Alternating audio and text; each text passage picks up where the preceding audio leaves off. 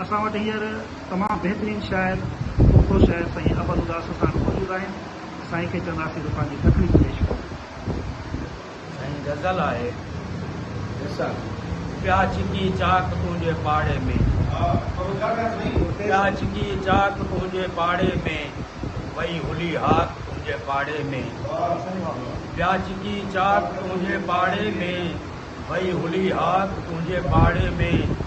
प्यार जी आरज़ू खणी आख़िर थी वयसि खाक तुंहिंजे पाड़े में,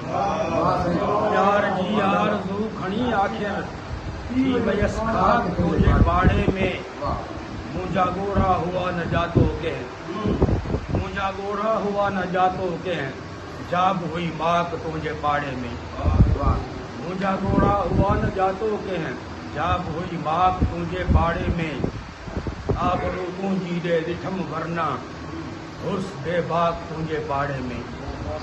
आबरू तुंहिंजी ॾे ॾिठमि वरना हुर्स बेबाक तुंहिंजे पाड़े में, हिकु अबल ई वते पियो फिरंदो, हिकु अबल ई वते पियो फिरंदो, राति रोलाक तुंहिंजे पाड़े में। असांजो अबल उदास हाणे इन ते असांजो मौजूदु आहे तमामु साईं सजाद मुस्लिम खे चवंदासीं त पंहिंजी राय साईं उते राय जो सर राय राजू साईं हा साईं अबल उदास बबर पंहिंजे टईअ जो तमामु ख़ूबसूरत शाइर आहे, पर